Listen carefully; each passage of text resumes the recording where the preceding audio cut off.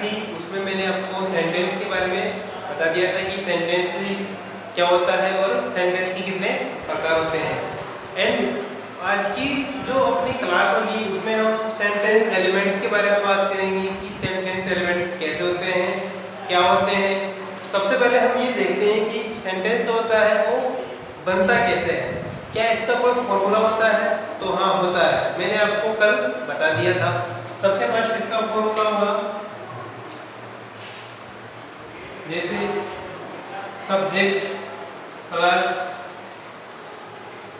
Helping verb plus main verb plus object. ये जो चार जो चीज़ें होती हैं यही सेंटेंस एलिमेंट्स होते हैं, जिन्हीं से हमें सेंटेंस बनता है। ये इसका फॉर्मूला हो गया। अब हम क्या करेंगे, वन बाय वन इनके बारे में जानेंगे कि ये होते क्या है। तो सबसे फर्स्ट लेंगे अपन सब्जेक्ट।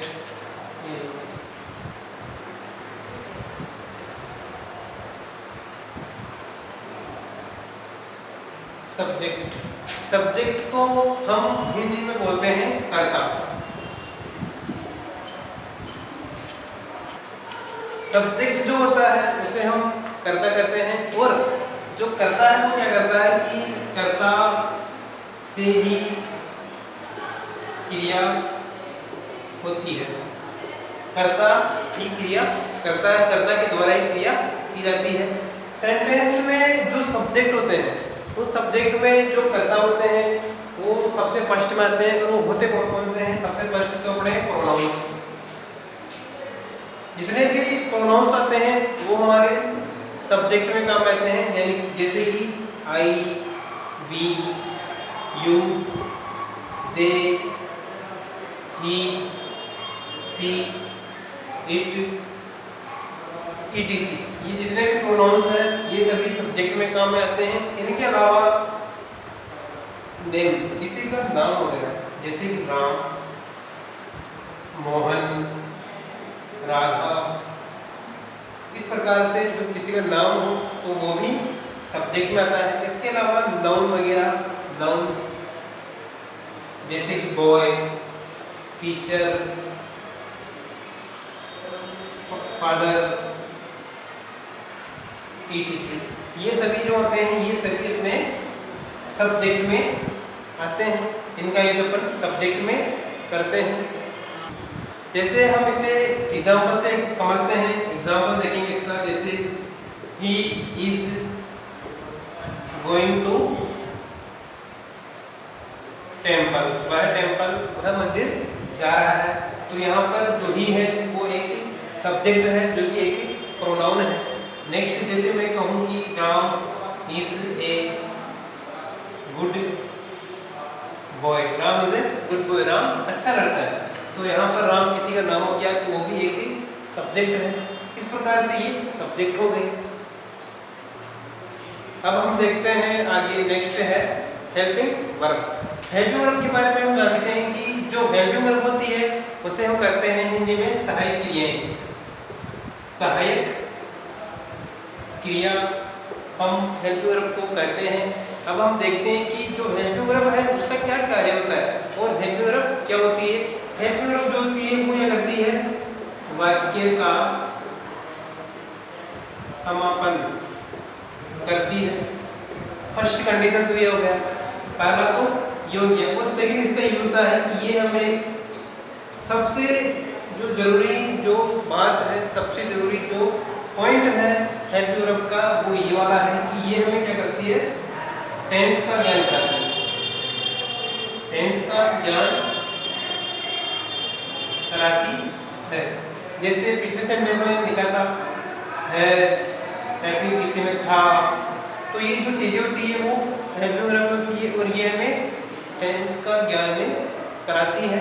अब मैं आपको बताता हूँ कि जो हेल्पिंग वर्ब है वो कौन कौन सी होती है, यानी कि हम कौन कौन से हेल्पिंग वर्ब को यूज में लेते हैं। जैसे do, dash, is, am, are. Is am are हो गया। जैसे हेज, हैव, नेक्स्ट है डिड हो गई।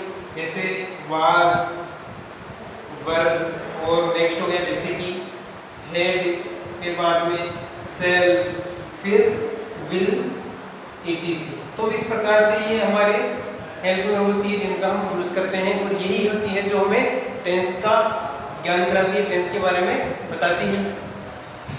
नेक्स्ट है अपने मेन वर्ब। मेन वर्ब को हम हिंदी में मुख्य क्रिया कहते हैं, और इसका कार्य होता है कि वाक्य में क्या कार्य हो रहा है, वाक्य में क्या कार्य हो रहा है, इसकी नॉलेज हमें मेन वर्ब से पता होती है कि। और नेक्स्ट जैसे इस एक अलग डेफिनेशन और भी है, किसी कार्य का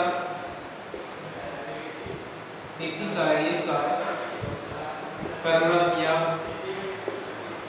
होना पाया जाए उसे भी हम क्रिया कहते हैं। मुख्य क्रिया क्रिया ही होती है, जैसे आना, जाना, पढ़ना, लिखना, राइट, कम, गो, रीड, राइट, वॉच यानी देखना, गिव यानी देना, ईट यानी खाना, ड्रिंक यानी पीना, etc। काफ़ी सारी वर्ब्स होती है। और एक और छोटी सी नॉलेज है कि जितने भी वर्ब्स हैं उनका यूज टेंस के हिसाब से होता है, और हर वर्ब की फर्स्ट फॉर्म, सेकंड फॉर्म और थर्ड फॉर्म होती है जिनका टेंस के हिसाब से ही बदलाव होता है, टेंस के हिसाब से ही यूज होता है। नेक्स्ट जो हमारा टॉपिक है वो हो गया ऑब्जेक्ट। ऑब्जेक्ट को हम कर्म कहते हैं, और कर्म का मतलब हो गया कि जिस पर क्रिया का फल पड़ रहा हो उसे हम कर्म कहते हैं। अर्थात एग्जाम्पल जैसे कि राम इट्स मैंगो, ठीक है।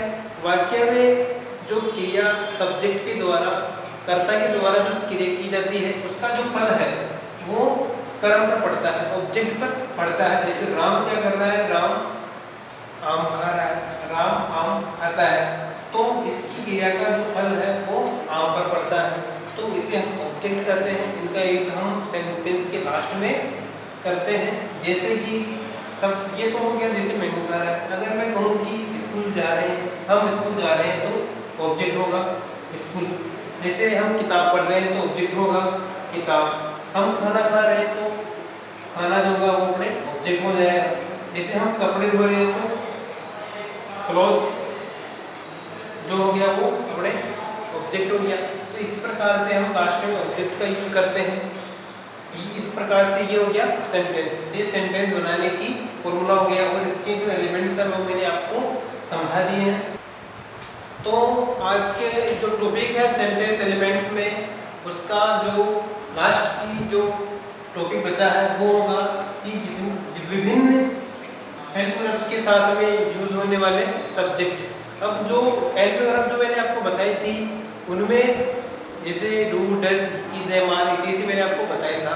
तो अब मैं आपको बताने जा रहा हूँ कि कौन से सब्जेक्ट के साथ में कौन से हेल्प वर्ब का यूज अपन करते हैं। और सब्जेक्ट जो अपना होगा उसमें अपना 3 चीजें आती हैं। एक तो होता है अपने फर्स्ट प्रोनाउन आता है, फिर बाद में अपने नाउन आता है, और थर्ड नंबर पे तो अपने किसी का नाम आ जाता है।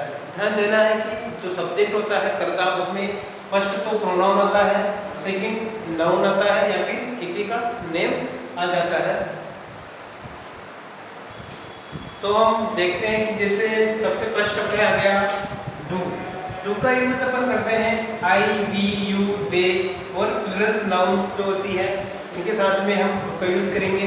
एंड डज, डज का यूज अपन ही, सी, इट, नेम और सिंगुलर नाउन के साथ में करेंगे। नेम का मतलब किसी का नाम हो गया, जैसे Ram, Sita, Lakshman, etc।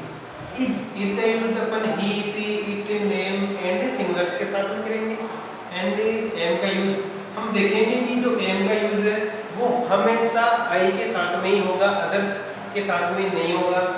Are, are का use we, you, they and plus के साथ में बॉयज, गर्ल्स, टीचर्स, स्टूडेंट्स वगैरह के साथ में करेंगे। एंड हेज, नेक्स्ट है हेज। हेज का यूज हम ही, सी, इट, नेम और सिंगुलर नाउन्स के साथ में करेंगे। नेक्स्ट होगा अपने हेव। हेव का यूज हम आई, वी, यू, दे और प्लूरल्स के साथ में अपन हेयर का यूज करेंगे। नेक्स्ट जो है वो अपने जैसे वाज है, तो वाज का यूज हम आई, मी, सी, इट, नेम और सिंगुलर्स के साथ में करते हैं। नेक्स्ट जैसे वर हो गया, तो we, you, they and plurals के साथ में भी हम वर का यूज करते हैं। और ध्यान देने योग्य एक मोस्ट इम्पोर्टेंट बात ये है कि जो हेल्प वर्ब डिड और हेड है, ध्यान दीजिए आपकी डिड और हेड जो हेल्पिंग वर्ब्स है उनका यूज सभी जो नाउन, प्रोनाउन या फिर जो नाम है सबके साथ में होता है। सभी के साथ में इनका यूज होता है, चाहे सिंगुलर हो चाहे प्लूरल हो, he, she, it, them, I, we, you, they हो, कुछ भी हो, सबके साथ में हेड का यूज और डिड का यूज होता है। नेक्स्ट जैसे हम कहते हैं सेल का यूज ओनली आई और बी के साथ में होता है। और नेक्स्ट है अपने विल, तो विल का यूज है वो he, she, it, you, they, name, singular और प्लूरल सभी के साथ में अपने विल का प्रयोग होता है। सेल का मैंने आपको बता ही दिया है। तो इस प्रकार से आज की क्लास में हमने सेंटेंस एलिमेंट्स के बारे में जाना है कि सेंटेंस एलिमेंट्स में कौन कौन सी चीज़ें आती है और जो सब्जेक्ट हेल्प वर्ब्स है उनका यूज़ कहाँ किस प्रकार से होता है। तो आज की क्लास अपनी यही खत्म होती है। अपने जो नेक्स्ट जो क्लास होगी उसमें जो भी टॉपिक मैं आपको पढ़ाने वाला हूँ वो मैं आपको नेक्स्ट क्लास में ही बताऊँगा। और अगर आपको इन सब में कोई डाउट हो आज की क्लास में, पिछली क्लासों में, तो आप प्लीज़ कमेंट्स कर सकते हो। मैं आपको कमेंट्स पे जवाब जरूर दूंगा जो भी आपको डाउट होगा। और अगर आपको वीडियो अच्छा लगता हो तो आप इसे सब्सक्राइब भी करो, अपने फ्रेंड्स के साथ में शेयर करो और बेल आइकन को दबाना कभी नहीं भूलें, ताकि मेरी जो हर वीडियो हर क्लास है उसका नोटिफिकेशन आप तक पहुँच सके। देखने के लिए thank you, bye, all the best.